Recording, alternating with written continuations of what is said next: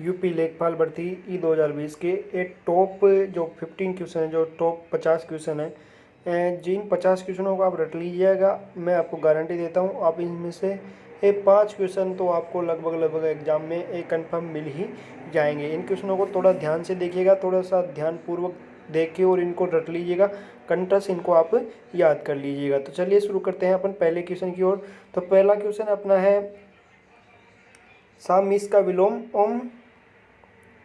सामीस का विलोम शब्द क्या होगा? सामीस का विलोम शब्द क्या होगा? तो सामीस का विलोम शब्द होगा आमीस।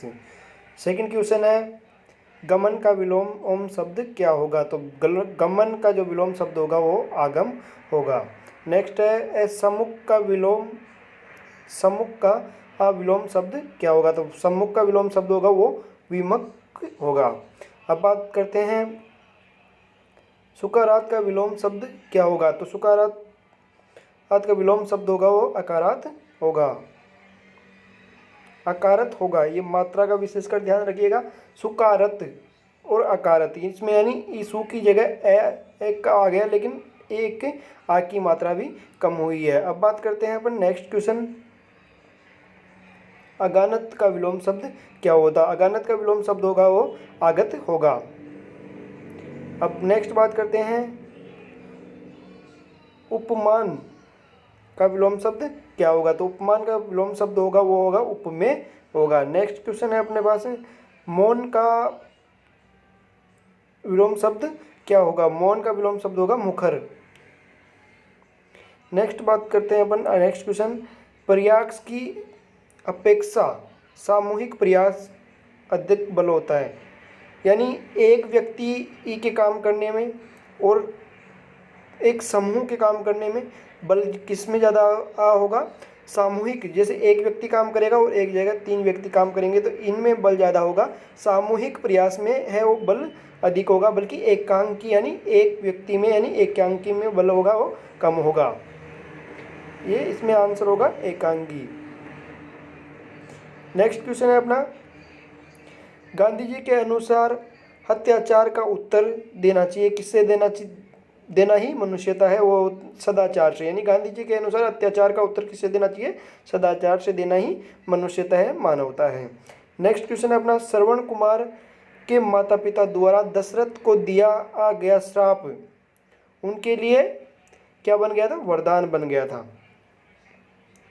नेक्स्ट है सत्य बोलो मगर कटु सत्य मत बोलो, किस प्रकार का वाक्य है? संयुक्तता वाक्य है।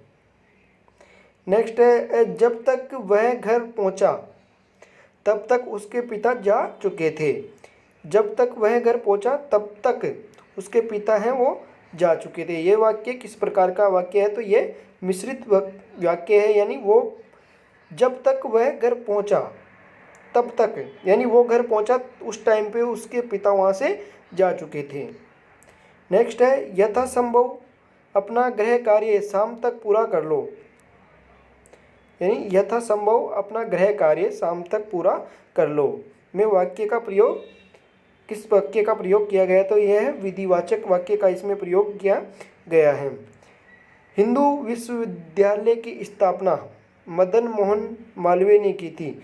इस वाक्य का प्रकार यानी किस प्रकार का ये वाक्य है? एक कृतवाच्य है। नेक्स्ट प्रश्न है व्यवहार में तुम बिल्कुल वैसे ही हो जैसे तुम्हारे पिताजी हैं। तो ये वाक्य भी होगा वो मिश्रित वाक्य होगा। हम अपनी संस्कृति के बारे में कितना जानते हैं? वाक्य का प्रकार कौन सा होगा? हम अपनी संस्कृति के बारे में कितना जानते हैं? प्रश्नवाचक, यानी अपने से प्रश्न पूछ रहा है कि अपने आप से प्रश्न पूछ रहा है हम अपनी संस्कृति के बारे में कितना जानते हैं, तो ये प्रश्नवाचक होगा। नेक्स्ट है वो क्रिया के होने का समय तथा उसकी पूर्णता और अपूर्णता का बोध किससे होता है? यानी क्रिया के होने का समय तथा उसकी पूर्णता और अपूर्णता का बोध किससे होता है? काल से। मैंने गीता पढ़ी वाक्य में वर्तमान काल का कौन सा भेद है? तो इसमें मैंने गीता पढ़ी वर्तमान काल का कौन सा भेद है? सामान्य वर्तमान काल। वाक्य में जो शब्द काम करने के अर्थ में आता है उसे क्या कहते हैं? वाक्य में जो शब्द काम करने के अर्थ में आता है उसे क्या कहते हैं? कर्ता। मैं खाना खा चुका हूँ। इस वाक्य में भूतकालीन इन भेद इंगित कीजिए, यानी कौन सा भाग है भूतकाल का, कौन सा भाग है इस वाक्य में? वो है पूर्ण भूत। नेक्स्ट है, क्रिया के साधन को बताने वाला शब्द क्या कहलाता है? क्रिया को ए साधन को बताने वाला शब्द क्या कहलाता है? करण कारक कहलाता है।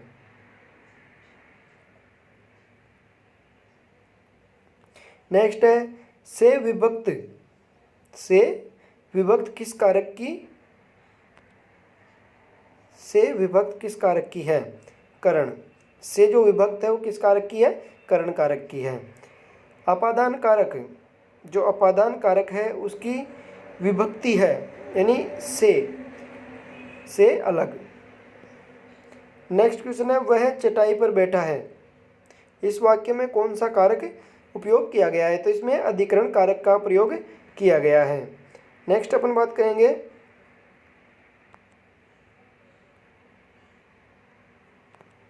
मोहन घोड़े से गिर पड़ा। इस वाक्य में कौन सा कारक का इस्तेमाल किया गया है? अपादान कारक का इस्तेमाल किया गया है। वृक्ष से पत्ते गिरते हैं। इस वाक्य में किस कारक का चिन्ह किया गया है? अपादान कारक का चिन्ह किया गया है। के लिए किस कारक का चिन्ह है? संप्रधान कारक का। कारक के कितने भेद होते हैं? कारक के में टोटल 8 भेद होते हैं।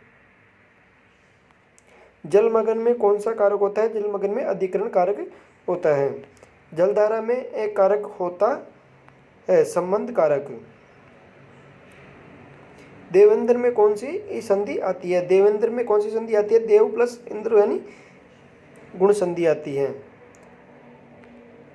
निसहार का सही संधि विच्छेद क्या है? नि प्लस सार।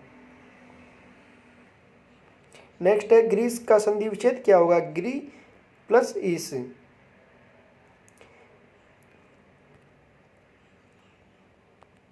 ए प्लस नी प्लस आई के मेल से कौन सा शब्द बनता है? अन्याय। नेक्स्ट है, परिच्छेद में कौन सी संधि आती है? तो परिच्छेद में कौन सी संधि आती है? व्यंजन संधि आती है। अब बात करेंगे निश्चल में कौन सी संधि आती है? तो निश्चल में आती है विसर्ग संधि आती है। जगन्नाथ में कौन सी संधि आती है? व्यंजन संधि आती है। अत्याचार का संधि विच्छेद होगा अति प्लस आचार। नेक्स्ट है, संतोष का संधि विच्छेद होगा सम प्लस तोष। सप्तऋषि का संधि विच्छेद होगा सप्त प्लस ऋषि। प्रत्येक में कौन सी समास है? यानी प्रत्येक में कौन सी समास है? अवयव भाव समास। नेक्स्ट है, विशेषण और विशेष्य के योग से कौन सा समास बनता है? तो कर्मधारय समास बनता है। विशेषण और विशेष्य के योग से कौन सा समास बनता है? वो कर्मधारय समास बनता है। ये बहुत ही मोस्ट इंपोर्टेंट क्वेश्चन है, बार बार एग्जाम्स में पूछ लिया जाता है।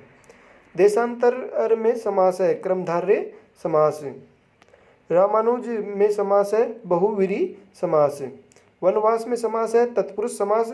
नीलकमल में समास है वो कर्मधारय समास है। और अन्यास में इसमें समास है तत्पुरुष समास है।